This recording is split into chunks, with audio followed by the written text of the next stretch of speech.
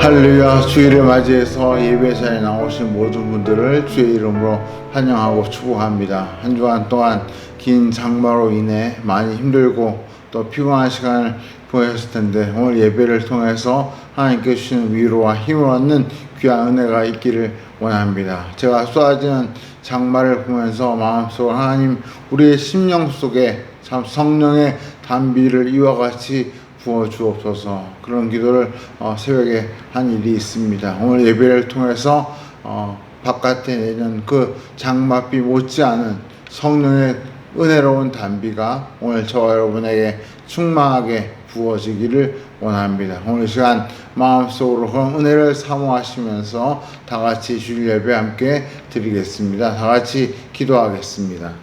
할렐루야. 사랑이 많으신 아버지 하나님, 한 주간 동안 긴 장마로 인하여 저희가 참 힘들고 어려운 시간을 보내고 또 이재를 당하는 분들까지 생길 만큼 참 큰 어려움이 있었습니다. 하나님, 이 나라가 코로나로 인하여 반년 이상 큰 어려움에 처한 중에 또 이렇게 자연재해인 장마로 인하여 저희가 또다시 어려움을 겪습니다. 하나님, 이 나라와 또 이 민족을 불쌍히 여겨 주옵시고 우리 국민들을 주께서 긍휼히 여겨 주옵시며 무엇보다 우리 믿는 성도들의 합심한 기도와 간절한 그 간구를 들으시고 이 나라를 용서하시고 회복하시고 참으로 다시 한번 힘있게 나아갈 수 있도록 이 나라를 인도하여 주시옵소서. 오늘 예배를 통하여 저희가 성령의 뜨거운 은혜의 단비를 간구합니다. 저희 심령 속에 주께서 참으로 바깥에 내던 그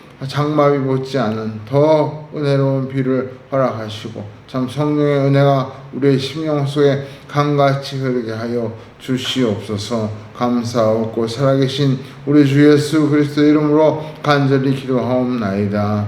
아멘. 다 같이 사후신경으로 신앙 고백하시겠습니다.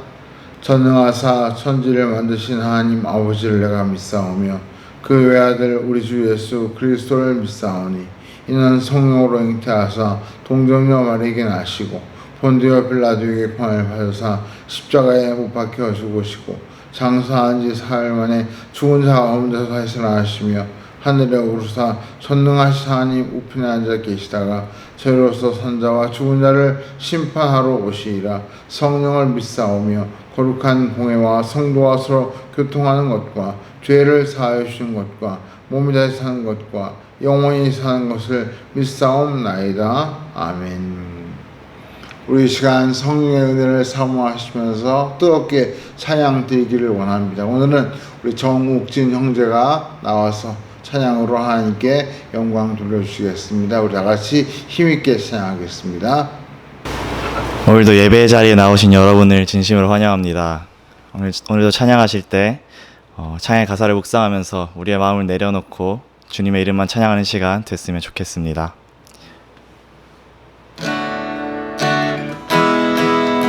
하늘의 문을 여소서 함께 찬양하겠습니다. 하늘의 문을 여소서 이곳을 주목하소서 주를 향한 노래가 꺼지지 않으니 하늘을 열고 보소서 이곳에 임재하소서 주님을 기다립니다. 기도의 향기가 하늘에 닿으니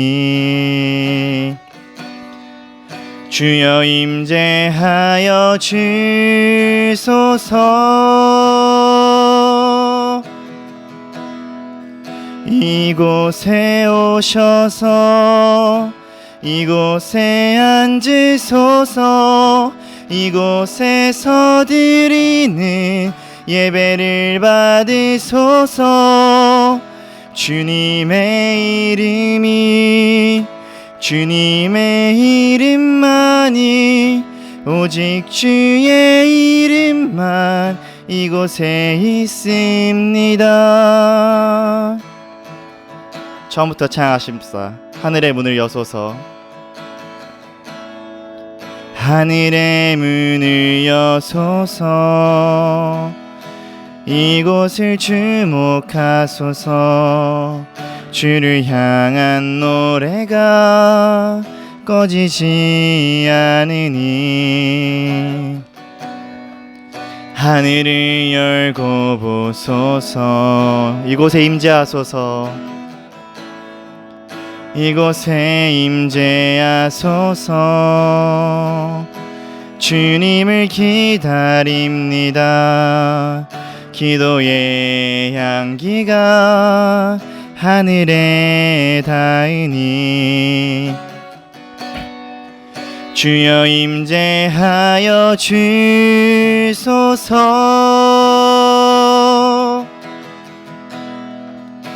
이곳에 오셔서 이곳에 앉으소서.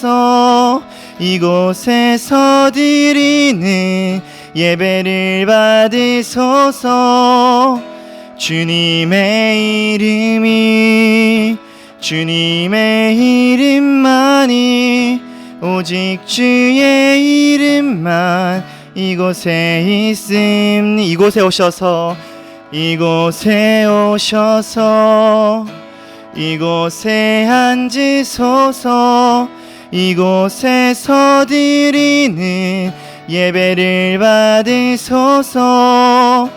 주님의 이름만이 오직 주의 이름만 이곳에 있습니다. 이어서 나의 안에 거하라 함께 찬양합시다.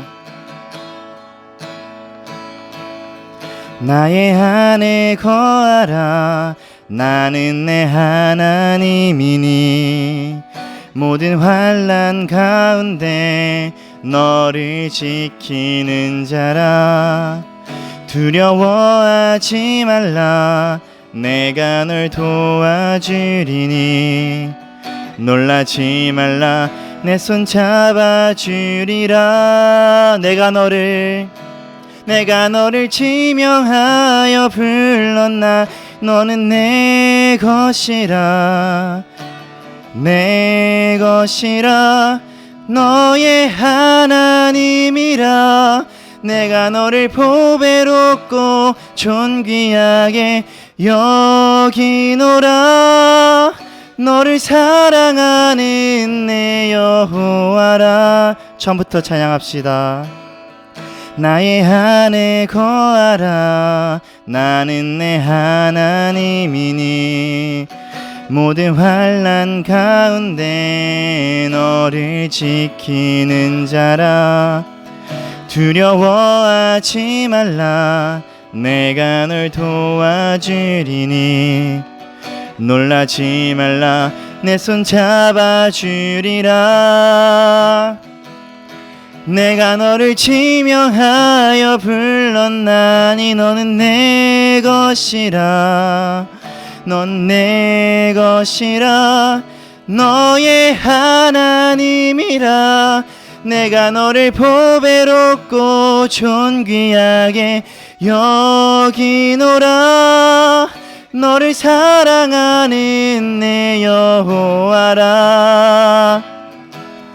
내가 너를 지명하여 불렀나니 너는 내 것이라. 너의 하나님이라. 내가 너를 보배롭고 존귀하게 여기노라. 너를 사랑하는 내 여호와라.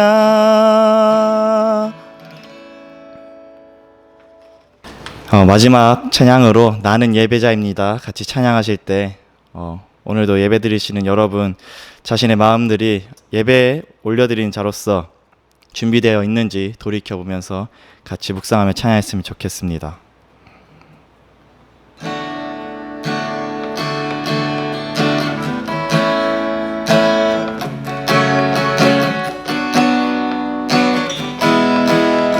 나는 하나님을 예배하는 나는 하나님을 예배하는 예배자입니다.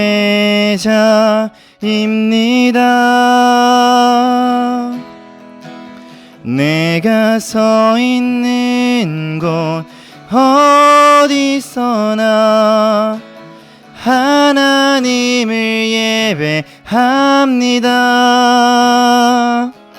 내 영혼 거룩한 은혜를 향하여 내 마음 완전한 하나님 향하여 이곳에서 바로 이 시간 하나님을 예배합니다.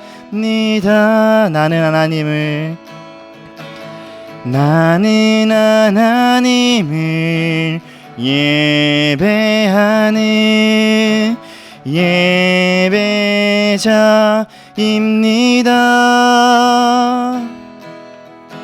내가 서 있는 곳 어디서나 하나님을 예배합니다.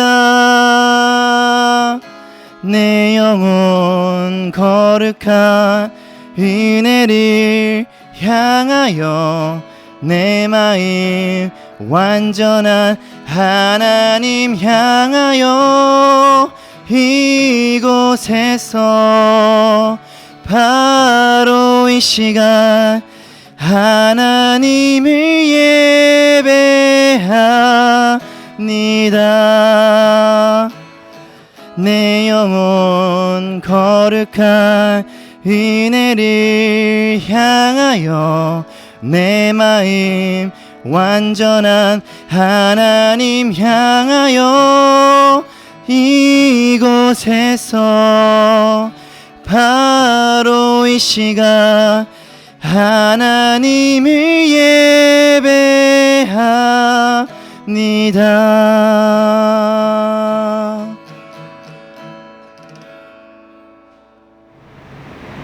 우리가 방금 부른 찬양의 가사와 같이 오늘 자리가 참 하나님을 예배하는 귀하고 복된 자리가 되기를 원합니다. 제가 예배 시작할 때 말씀드린 것처럼 참 우리의 삶에 성령의 단비가 참 충만하게 부어질 때 우리의 메마른 심령이 힘을 얻고 우리의 삶의 기쁨과 감사가 강같이 흐르게 되는 줄 믿습니다. 우리 시간 같이 한번 간절히 합심해서 기도할 때 하나님 우리의 심령 속에 성령의 단비를 풍성하게 부어주시고 참 은혜가 우리 안에 강같이 흘러 넘치게 하셔서 참 우리의 삶에 메마른 힘든 어려운 일들이 하나하나 그 성령의 은혜로 채워지고 변화되고 또 새로운 역사가 일어날 수 있도록 하나님 함께하여 주시옵소서. 우리 시간 우리 각자의 기도 제목과 함께 하나님께 통성으로 다 같이 기도하겠습니다. 할렐루야. 사랑하나 풍성하신 아버지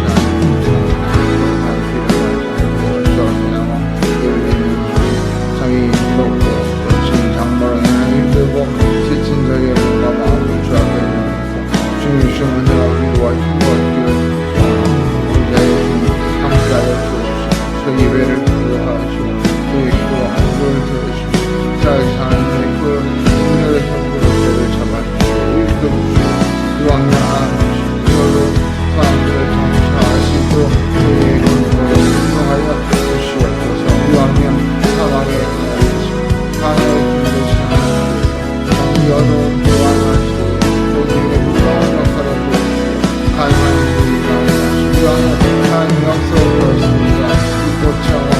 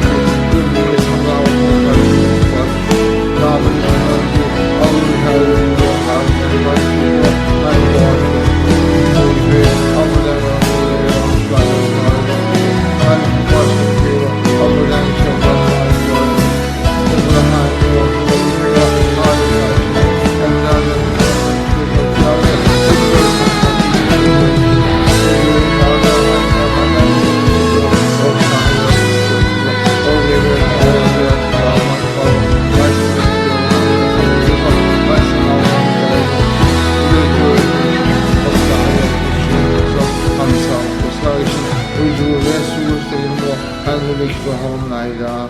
아멘.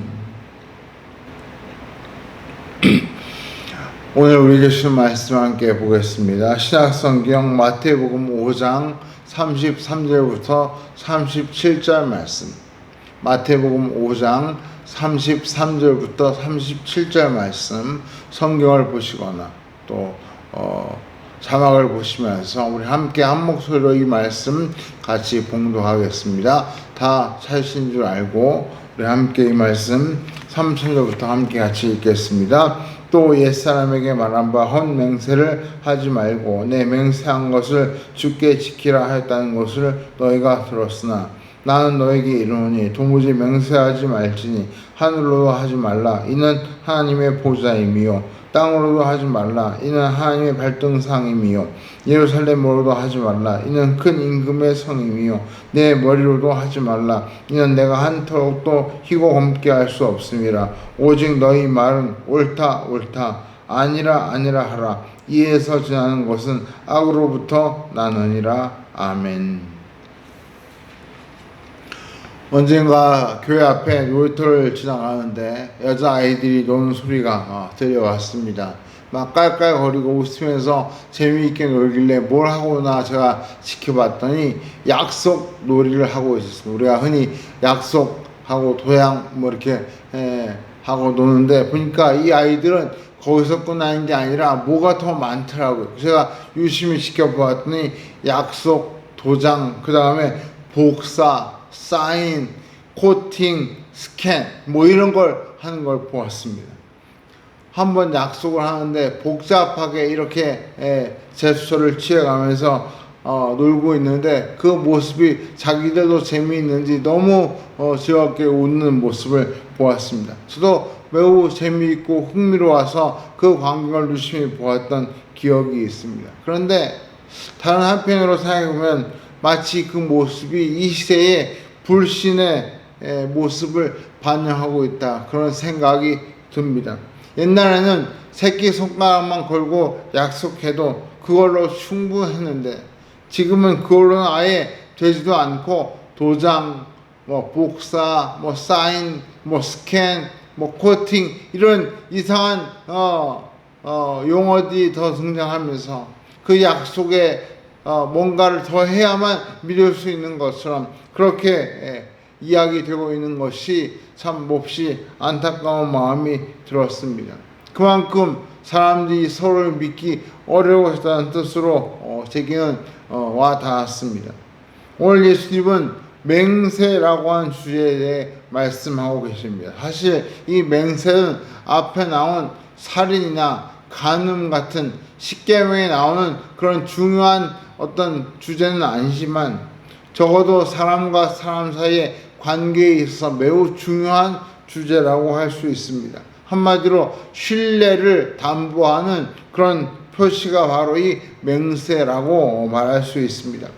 성경에서 맹세에 대해 언급이 언제 처음 나올까 제가 살펴봤더니 창세기 14장에 제일 먼저 맹세라는 말이 등장합니다. 아브라함이 당시에 소돔 왕에게 여호와 하나님의 이름으로 맹세하는 장면이 처음 성경에 등장합니다. 그리고 더 주목할 것은 창세기 22장에서 하나님께서 아브라함에게 아들 이삭을 제물로 바치라고 하신 그 명령을 이야기하는 대목에서 아브라함이 자기 아들 이삭을 제물로 바치려고 칼을 들어 죽이려고 하는 그 순간 하나님께서 다급하게 아브라함을 불러 그 칼을 내리치는 것을 막으신 후에 하나님께서 신이 하신 말씀이 대단히 우리에게 주목을 끕니다. 거기 창세기 22장 16절 17절에 보면 하나님께서 아브라함을 말리면서 이렇게 말씀하십니다.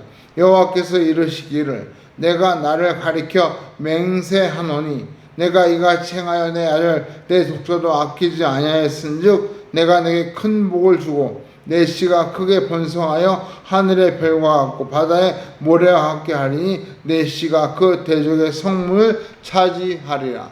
여기 보니까 여호와께서 이르시기를 내가 나를 가리켜 맹세한다, 그런 표현을 사용하셨습니다. 즉 하나님께서 스스로 자기의 이름을 걸고 맹세하시는데 이러이러한 맹세, 즉 놀라운 축복을 아브라함에게 맹세로 약속해 주셨습니다. 우리는 이런 질문이 저절로 떠오릅니다. 아니, 하나님은 신실하신 분인데 왜 이런 하나님께서 굳이 아브라함에게 그렇게 그냥 말씀하셔도 될 텐데 왜 굳이 맹세를 하셨을까? 그 이유는 한 가지뿐입니다. 바로 아브라함에게 확실한 믿음을 주기 위해서 맹세를 하신 것입니다.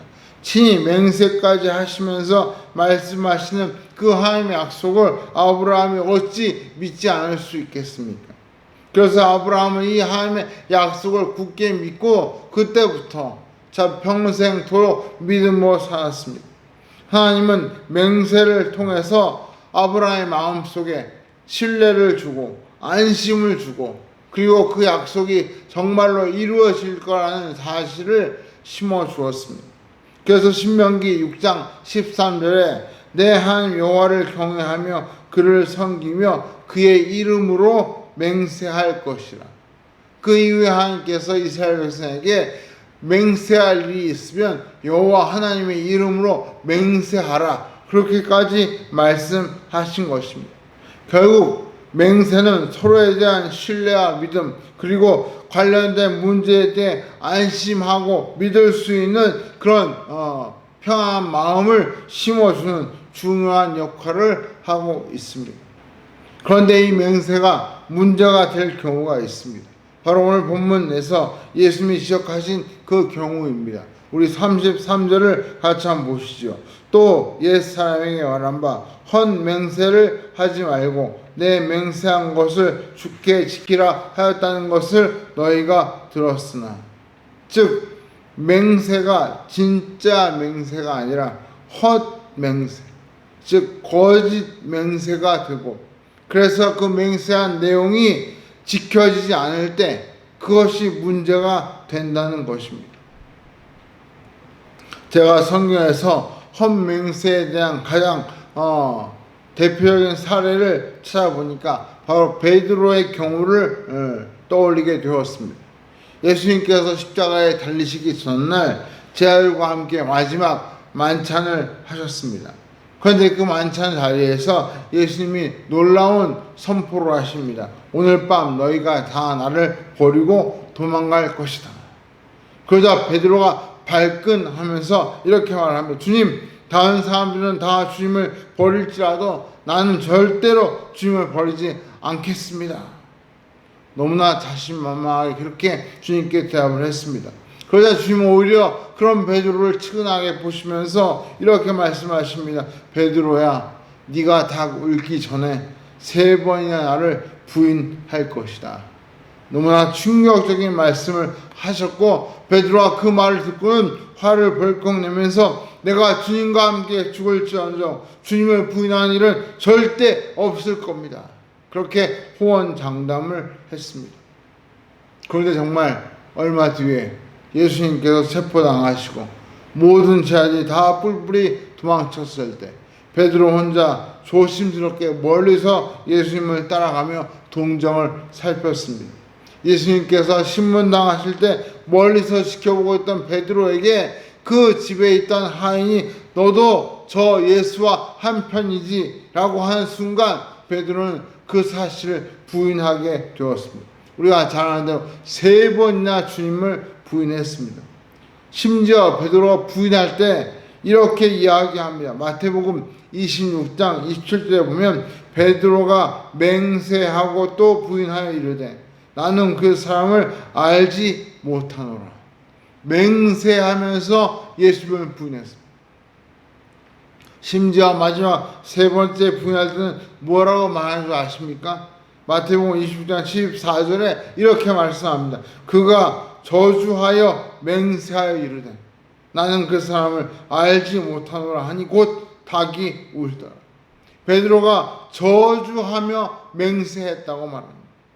처음에는 그냥 부인했는데 2번째, 3번째는 맹세하면서 부인했고 마지막 3번째 부인할 때는 저주하면서 맹세했다고 말합니다.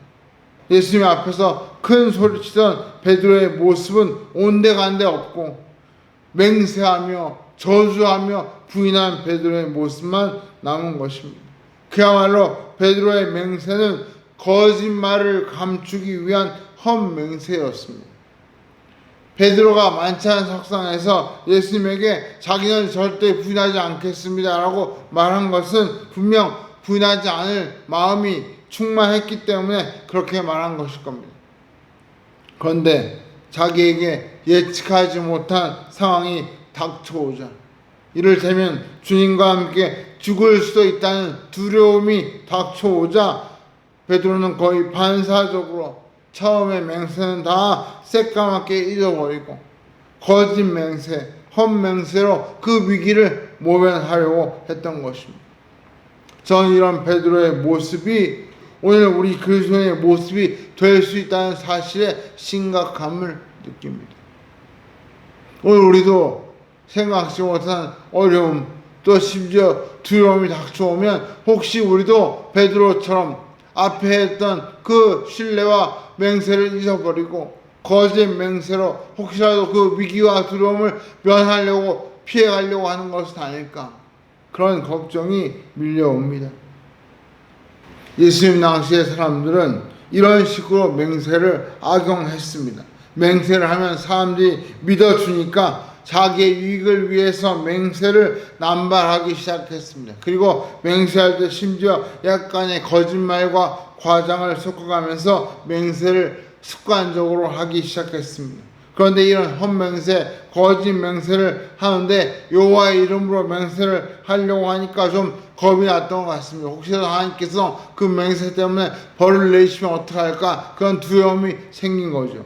그래서 그때부터 사람들이 하나님의 이름 대신에 다른 걸로 맹세하기 시작했습니다. 오늘 성경 34절 이하에 보면 이런 대상을 놓고 맹세합니다. 하늘에 대고 맹세하고 땅에 대고 맹세하고 예루살렘을 걸고 맹세하고 심지어 자기 머리를 걸고 맹세하는 그런 습관이 있었던 것입니다. 요즘 말로 내 목을 건다 뭐 그런 말이죠. 그런데 사실 이 말이 제일 믿을 수 없는 말입니다. 만약 그 사람이 한 맹세가 거짓말이라고 드러났을 때 우리가 임의로 그 사람의 머리를 그 사람의 목을 칠 수 있습니까? 없지요. 결국 이런 맹세들은 다 허풍이고 거짓말이 되는 것입니다. 이런 맹세를 한다는 것은 참 불행한 일입니다. 얼마나 그 사회가 믿을 수 없는 사회요 타락한 사회였는지를 보여주는 그런 모습이라고 말할 수 있습니다. 우리나라 같은 경우에 한 세대 전만 해도 교회 다닌다 그러면 사람들이 신뢰했습니다. 또 심지어 사업할 때 저는 어느 교회 장로입니다. 그러면 사람들이 그러세요 하고 신뢰를 크게 가졌습니다. 그런데 지금은 어떻습니까? 제가 언젠가 어떤 분을 만났는데 그분이 명함을 주는데 보니까 명함 뒤에 화려한 경력이 쫙 적혀 있더라고요. 근데 그 경력 제일 끝에 어느 교회 장로라고 적혀 있는데 순간 그분에 대한 믿음이 뚝 떨어졌습니다. 목사인 저마저 교회 장로님이라고 하면 믿어야 되는데 오히려 믿음이 가지 않는 그런 일이 벌어지는 것입니다. 왜냐하면 교회 안에서 제가 교회를 섬기다 보니까 이상한 장로님들을 너무 많이 만나게 되고 그러다 보니까 더 못 믿게 되는 것이죠. 한마디로 신뢰에 대해 총체적인 난국이 지금 펼쳐지고 있다고 해도 과언이 아닙니다. 그렇다면 우리는 이런 시대에 어떻게 해야 합니까? 이 불신의 시대에 우리 그리스도인이 신뢰의 아이콘으로 회복되려면 어떻게 해야 합니까? 오늘 주님이 우리에게 어떤 처방을 제시하고 계십니까? 크게 두 가지 처방을 내리고 계십니다. 첫 번째 예수님의 처방은 습관적인 맹세를 아예 하지 말고 맹세 없이도 믿음을 줄 수 있는 삶을 살라고 말씀하십니다. 여러분, 맹세도 습관입니다. 맹세가 습관이 되면 더 이상 맹세의 진정성이 사라지게 됩니다. 34절 한번 읽어보실까요? 나는 너에게 이르노니 도무지 맹세하지 말지니 하늘로도 맹세하지 말라. 이는 하나님의 보좌임이요. 하나님께서 분명히 자기 이름으로 맹세하라고 하셨는데 오히려 예수님은 도무지 맹세하지 말라 그렇게 말씀하십니다. 어떤 사람들은 예수님의 이 말씀을 문자 그대로 해석해서 국기에 대한 맹세도 거부하고 법정에서의 선서나 심지어 결혼식에서의 서약까지 거부한 사람들이 과거에 있었습니다. 이것은 이 말씀을 잘못 오해한 까닭입니다. 우리가 조금 전에 살펴봤듯이 하나님께서 친히 맹세하셨습니다. 그리고 하나님은 분명히 우리에게 맹세를 하라고 말씀하십니다. 따라서 예수님이 맹세 자체를 죄악시하면서 모든 맹세를 금하신 것이다 라고 이 말씀을 해석하는 것은 잘못된 해석입니다. 이 말씀의 진정한 의미는 유대 종교 지도자들처럼 잘못된 맹세, 헛된 맹세를 하지 말라. 쉽게 말하면 습관적인 맹세를 하지 말라는 뜻입니다. 설령 여호와 하나님의 이름이 아닌 다른 대상을 놓고 맹세할지라도 그런 맹세는 다 하나님과 관련이 있다는 것이 예수님의 말씀입니다. 하늘을 두고 맹세한다고 했는데 그 하늘은 하나님의 보좌라고 34절에 이야기합니다. 또 땅을 두고 맹세한다고 했는데 그 땅은 하나님의 발등상이라고 말합니다. 예루살렘은 하나님이 세운 왕이 다스리는 성입니다. 자기 머리는 어떻습니까? 내 머리인데 내 머리를 두고 맹세하는 게 뭐가 문제인가 할 수 있지만 내 머리를 할지라도 그 머리를 만드신 분은 하나님이십니다. 나의 주인은 내가 아니라 하나님이십니다. 내가 내 머리카락조차도 희고 걷게 할 수 없는 아무 힘이 없는 존재가 우리 자신입니다. 그런 의미에서 우리는 하나님의 소유이기 때문에 우리가 하나님의 소유인 내 머리를 가지고 내 마음대로 맹세하는 것조차 잘못된 것입니다. 당시 유대 종교인들의 마음속에는 하나님의 이름이 아닌 다른 걸로 하면 그 맹세는 좀 지키지 않아도 괜찮지 않을까 그런 생각이 있었던 것 같습니다. 결국 그런 생각 때문에 하나님의 이름이 아닌 다른 걸로 하는 맹세는 잘 지켜지지 않고 결국 그런 맹세는 헛맹세, 거짓된 맹세가 되었던 것입니다. 예수님께서 도무지 맹세하지 말라고 하신 말씀은 맹세가 필요 없을 만큼 신뢰를 주는 삶을 살라 그 뜻입니다. 우리가 실생활에서 사소한 이익을 얻거나 혹은 손해를 보지 않으려고 살짝 거짓말하거나 혹은 있는 말도 없는 것처럼 또 없는 말도 있는 것처럼 지어서 말하는 경우가 왕왕 있습니다. 그런 것을 하지 말라. 이것이 바로 오늘 말씀의 핵심입니다.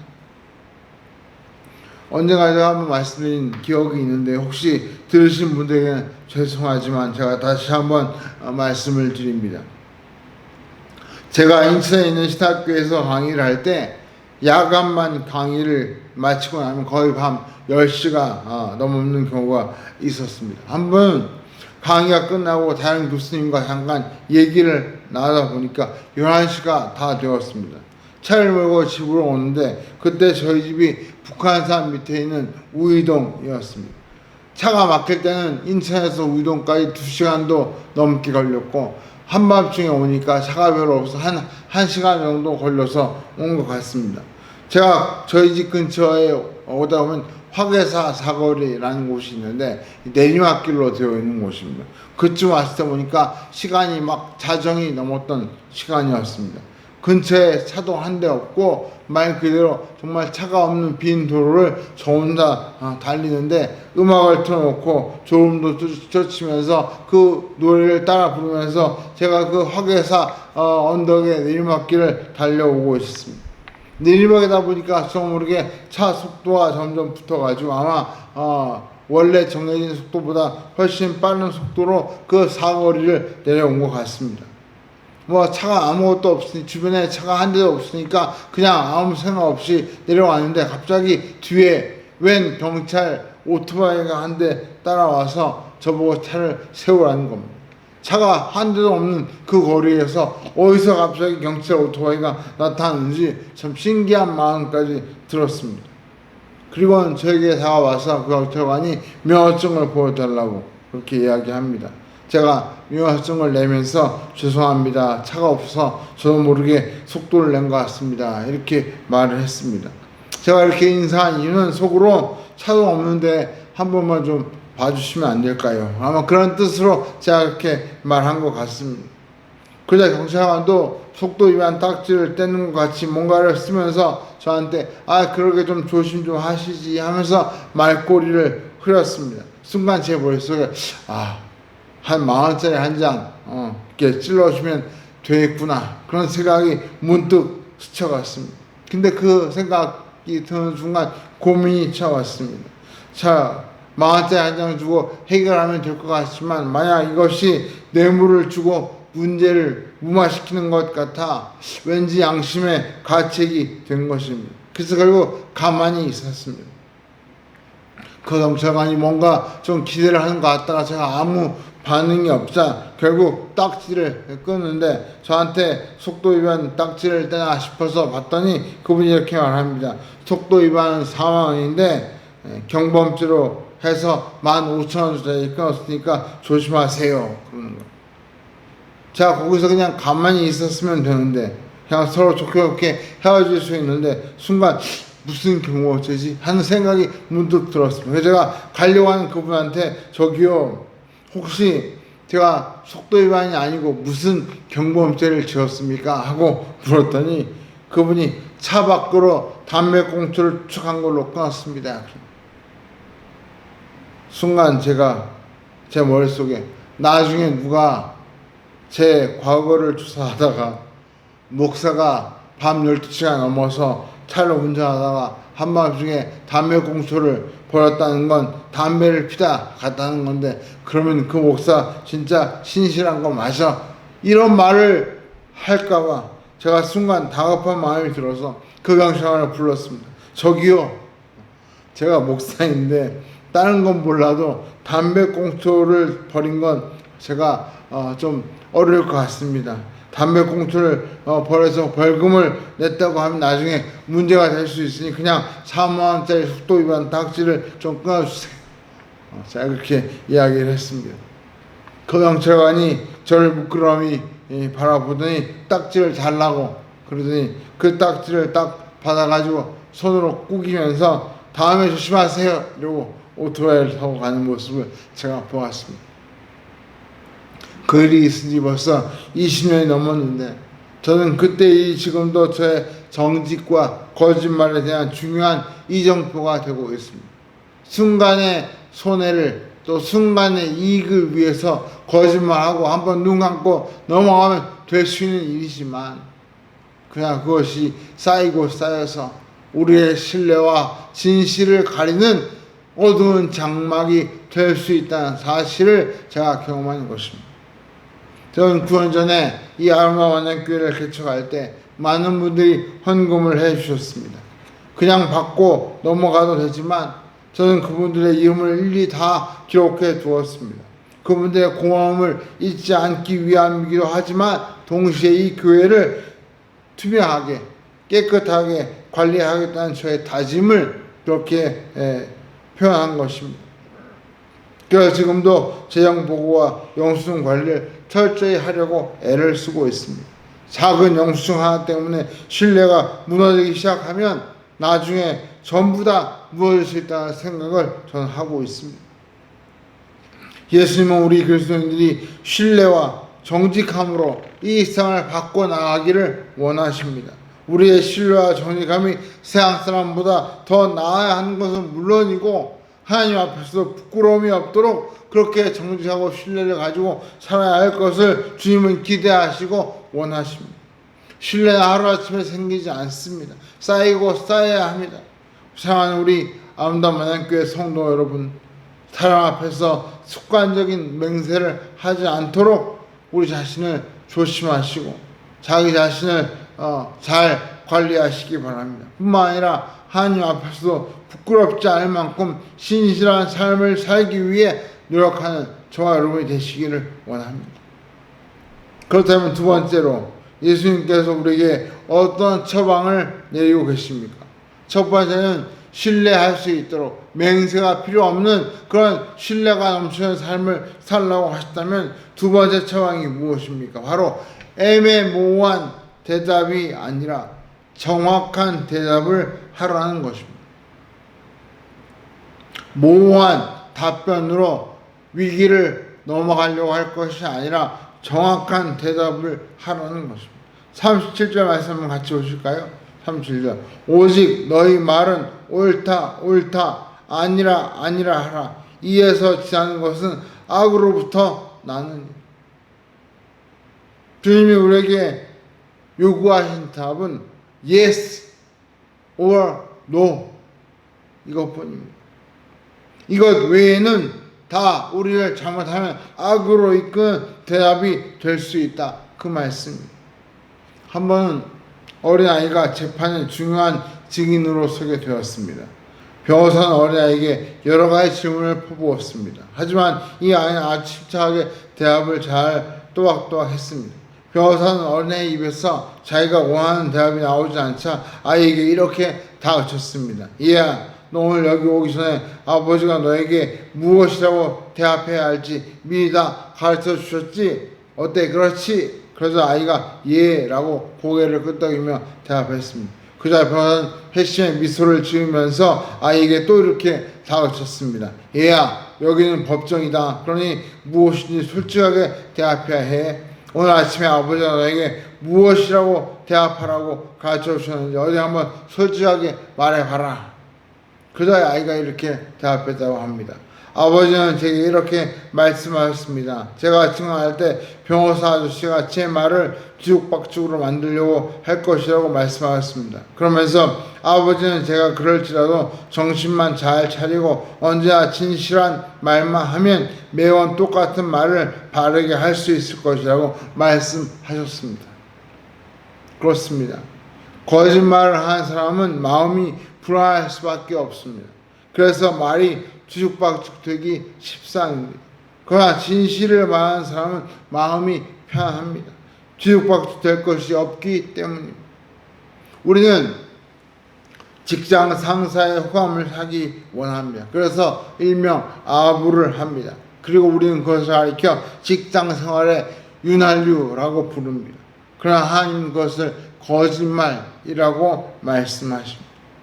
또 우리는 사람들의 칭찬을 얻기를 원합니다. 그래서 뭔가를 잘하고 나면 왠지 그 일을 과장되게 말하고 또 과장되게 표현하려고 합니다. 우리는 그것을 극적인 효과 이렇게 부릅니다. 그러나 하나님은 그것을 가리켜 거짓말이라고 말씀하십니다.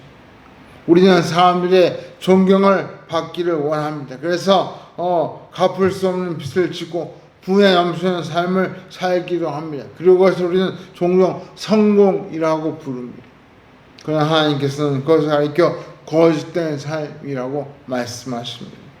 여러분, 이와 같이 세상에서 예수님의 말씀대로 예면 예고 아니면 아니오라고 하는 정직한 삶, 투명한 인격을 가지고 살려고 할 때 과연 살아남을 수 있을까요? 정말 정직하면 세상에서 살아남을 수 있을까요? 이것이 우리 그리스도인들의 고민입니다. 이렇게 투명하지 못한 세상에서 나 혼자 정직하게 산다고 그게 제대로 살 수 있는 일입니까? 다니엘 웹스터라는 분이 이런 말을 했습니다. 이 세상에서 진실만큼 강한 것이 없다. 그러나 한편 진실만큼 이상한 것도 없다. 진실하기가 정말 세상에 들어올 때 이상하다는 것입니다. 셰익스피어의 유명한 희곡 오델로에 보면 이런 대사가 나옵니다.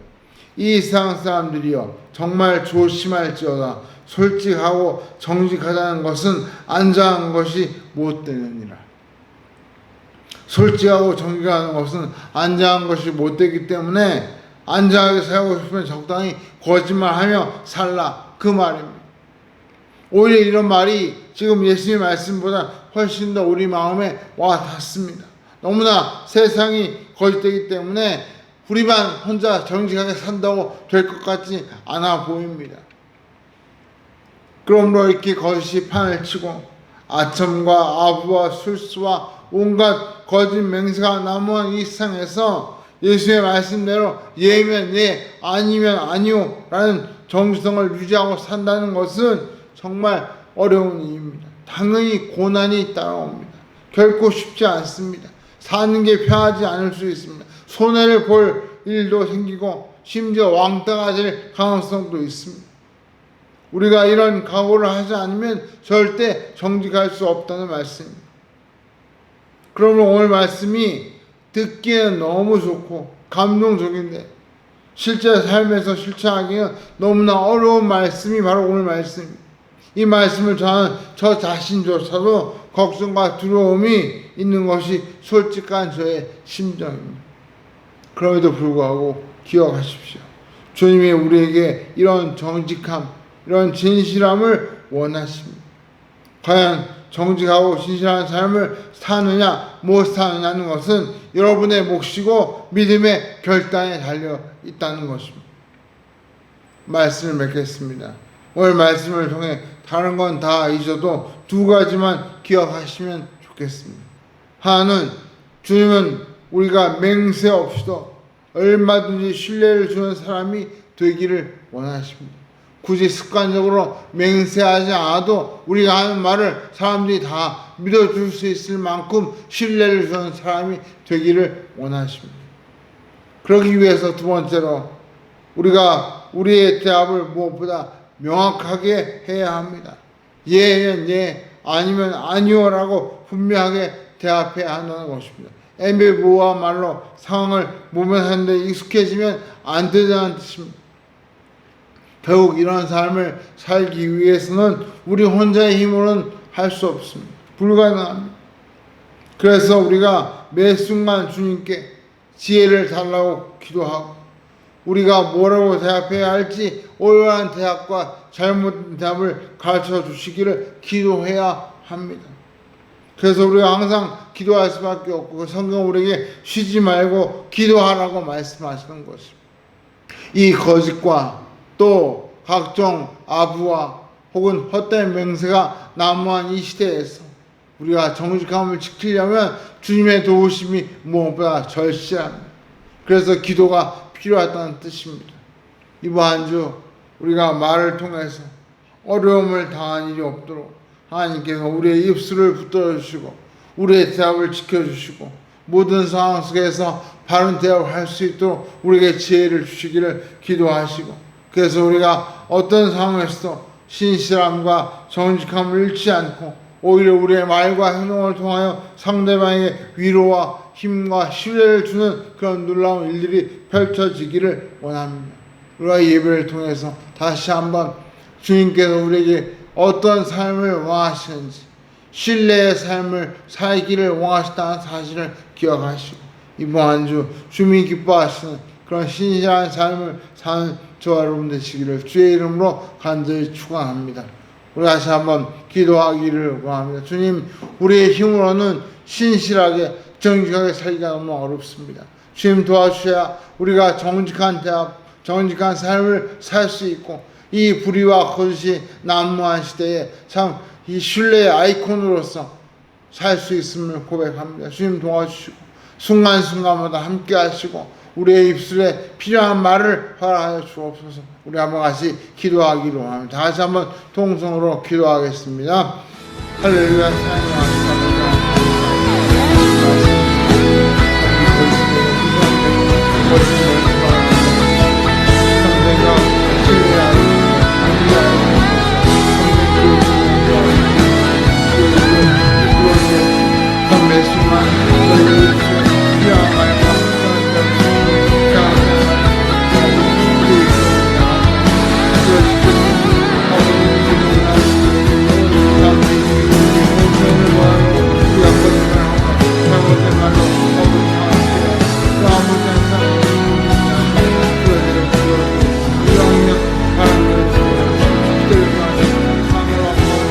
한결화시키는 그런 신실한 성도들 될 수 있도록 주님 역사하여 주시옵소서. 사랑의 마신 아버지 하나님 감사합니다. 오늘 우리가 이 시대에 이 불의와 거짓이 난무한 시대에 진정한 신뢰의 아이콘으로서 살아가기를 원하시는 아버지 하나님, 저희가 정말 그런 정직한 삶을 살기에 너무나 연약하고 부족합니다. 주여 저희들도 베드로처럼 참으로 맹세하고도 까맣게 잊어버리고 부인할 수밖에 없는 연약함을 가지고 있습니다. 주여 저희를 붙들어 주옵시고 참 이런 어려운 시대에 정말 대합을 바르게 하고 정직과 신실로 살아갈 수 있는 성도가 될 수 있도록 주의 성령을 통하여 저희들을 붙들어 주시며 매 순간순간 인도하여 주시옵소서. 그래서 우리가 이런 거짓과 불의가 난무한 시대와 상황 속에서 우리가 있는 곳이 조금씩 평화되게 하시고 우리를 통하여 신뢰가 회복되어지고 정직이 참으로 확대될 수 있도록 저희들을 통하여 하나님 역사하여 주옵시고 우리의 성도들 한 사람 한 사람이 사한 양이 옳히시는 주인공들이 다 되게 하여 주시옵소서. 이제는 우리 주 예수 그리스도의 크신 은혜와 하나님 아버지의 놀라우신 사랑과 성령님의 감화감동 인도 역사하심이 이 시대에 불의와 거짓이 난무하고 정직이 손해본 이 시대에 오히려 참된 그리스도인으로서 신뢰와 정직의 아이콘이 되고 그런 삶을 통하여 사는 사람들을 변화시키게 하기를 마음속에 소원하며 정직과 신실의 삶을 살기를 다시 한번 마음속에 다짐하고 돌아가는 사랑하는 아름다운 모든 성도들 심령이와 저희의 삶 가운데 이제로부터 영원토록 함께 계실지어다. 아멘.